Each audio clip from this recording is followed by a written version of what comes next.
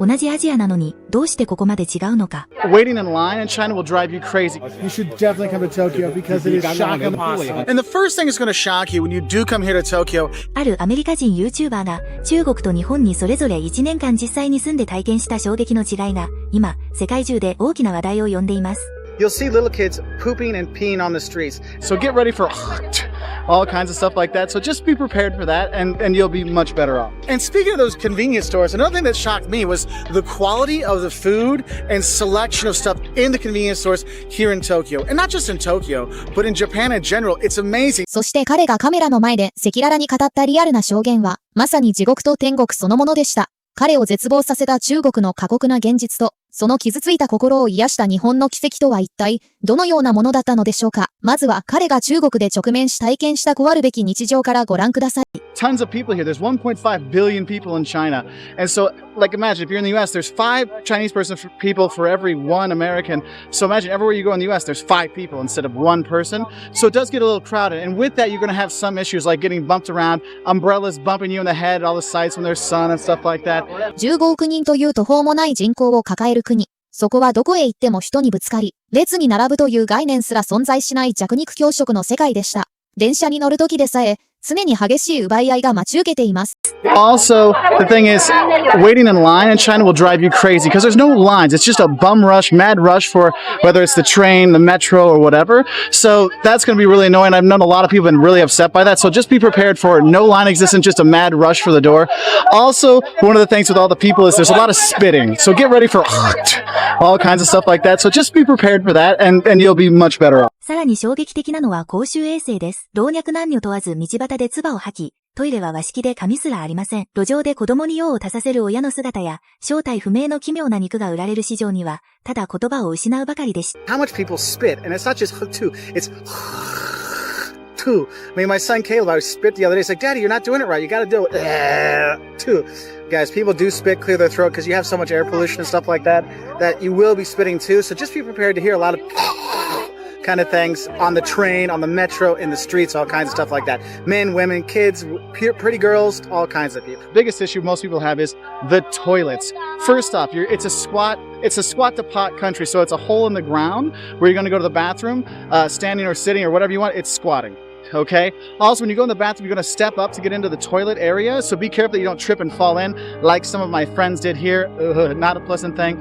Also with the toilet paper is not in the stall. It's by the door when you walk in, or you do what most Chinese people do and you bring the toilet paper with you. You'll see little kids pooping and peeing on the streets. And you'll see little kids and they'll have slits in the back of their pants and they'll just squat down and take a dump. Or take a pee, and the parents just leave it there. Sometimes, like my son, he kept asking about it until he saw at the Forbidden City a dad holding his kid up and the kid's pooping into the trash can through his crack in the pants. And my son never talks about poop anymore. That traumatized. It is the food. Yes, you can get dog meat here, and yes, you can get donkey meat. Donkey meat's actually not too bad. Dog meat, I couldn't bring myself to eat. I tried, but I just couldn't do it, okay? But there are pretty crazy stuff you can have here. Mountain lion, if you like.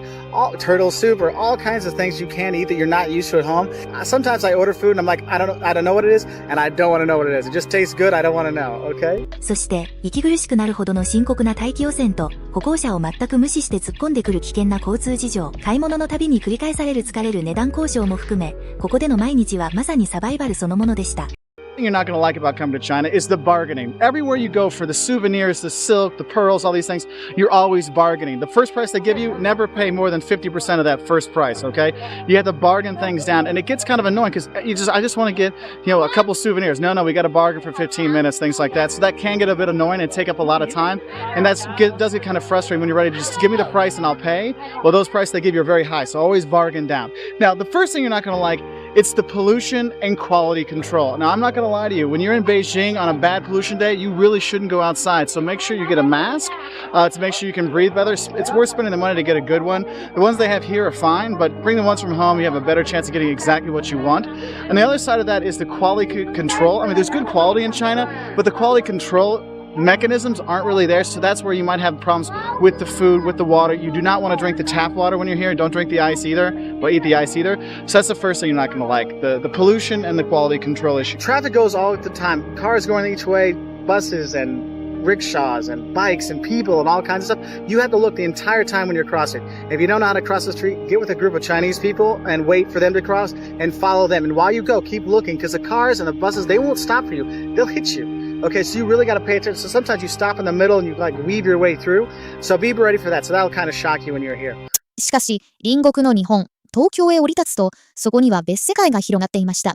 4000万人が暮らす巨大都市でありながら、満員電車の中は驚くほど静寂に包まれています。街の隅までゴミ一つなく、完璧な清潔さが保たれているのです。You should definitely come to Tokyo because it is shockingly awesome. And the first thing that's going to shock you when you do come here to Tokyo is just how massive this city is. I mean, 35 to 40 million people live in the greater Tokyo metropolitan area, and you can feel that 35 to 40 million people when you fly in. You're like, oh, are we there yet? Oh, wait, there's more city, there's more city, there's more city. Or you're driving in with the taxis and the futuristic look of the city and stuff like that, or taking the train in and stuff like that. You can feel how huge this place is. Now, another thing that's going to shock you is when you're on the metro. I know I'm focusing on this, but they all kind of go together, is how quiet it is on the train. Like when you're out taking the subway around Tokyo, it's quiet. I mean, even rush hour. It's quiet. And it's amazingly quiet when you see all those things. And you're not expecting that when you come to such a huge city. You expect noise and all this kind of stuff here. Oh, no, no, no. You do not have that in Tokyo. It is quiet when you are here, especially on the metro. And also, it kind of goes along with that. It's clean, but also in Tokyo, you'll be shocked how safe you feel when you're here. Look, I've gone to other mega metropolises like Sao Paulo and in Mexico and all kinds of other places. And I didn't always feel safe when I went to those huge cities. Here, I feel safe going out at night. I feel safe taking my kids out, having cash with me and things like that. And it is really kind of a cool thing, but it's shocking that you could feel so safe in such a big city. But of course, I mean, pay attention like usual tourist stuff, but in general, Tokyo is super safe. 夜、道を子供と歩いても絶対的な安心感があり、至るところにあるコンビニでは信じられないほど美味しくて安全な食事が手に入ります。街角の自動販売機や非常に安くて便利な交通機関など、すべてが人の生活を快適にするために作られていました。And speaking of those convenience stores, another thing that shocked me was the quality of the food and selection of stuff in the convenience stores here in Tokyo. And not just in Tokyo, but in Japan in general. It's amazing because, you know, you go to a convenience store back home, it's like junk stuff. You know you're going to get sick if you get the cooked food.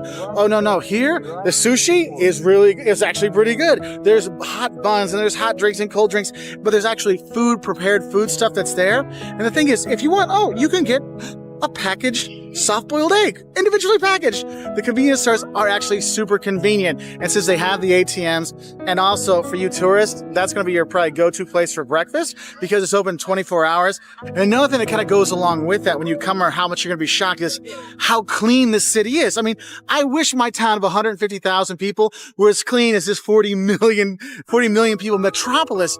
And Tokyo is amazingly clean, from the food to the parks to the metro, the subways, the buses, the stores, all kinds of stuff. And it's just amazing that they can do all that in such a big city. But the cool thing is the public transport is actually really affordable. Like, I am super pumped about the prices. We spent almost an hour getting from our apartment to here, and it only costs about 260 yen. So like, I don't know, $3 or $250, you know, something like that. I'm like, dang, that is actually pretty cool. 中でも極めつけは、温水洗浄機が完備された未来的なハイテクトイレです。その清潔さと機能性には感動すら思いました。Now, another elephant in the room I have to talk about is the shock you will have when you use toilets here in Tokyo. Look, Japan has evolved past normal humans when it comes to toilets. They have not just heated toilet seats, but they come with remote controls. And maybe an instruction manual will be helpful too. But the thing is, you might get shocked when you use the toilet for the first time and the bidet thing comes sticking out and shoots water to clean you off. Okay, so that can be a bit shocking. So just be prepared for that. The thing is, you don't always have the robot toilets everywhere you go. You'll be shocked as how crazy the toilets are here, but also how crazy clean they are as well. Here, I have to figure out the bathroom. So far, what I've got is this one, is where you go to the bathroom. This one's called the excrement toilet, where you wash off the stuff. You know, you turn the water on and you use this and wash yourself off. Very interesting. But what I love are these. So you have the dryer if you want, the bidet, the spray for your butt. Shoot up, and yes, I could see why they tell you to put the pressure down because, yeah, that can be a bit much. And I understand why they have the stop button there. Okay, so there was that one. I'm going to now move on to the dry my rear button. It says dry and rear, so. Ooh. Oh. Yes, so you can get your butt dried off too. Honestly, the bathrooms here in Japan are so cool. You will use them, I'm just telling you. 騒々しい日常から逃れられる静かな公園や数えきれない美術館。この国は、一日では到底見尽くすことのできない、魅力に溢れた最高の楽園です。Tokyo has very different, distinct parts of the city, and you'll be shocked to know that it doesn't always feel like you're getting smashed up with millions of people. You can find quiet parts of town by yourself. I mean, it's amazing. You can go to the parks, you can go to the green spaces, the shrines, and actually think about it.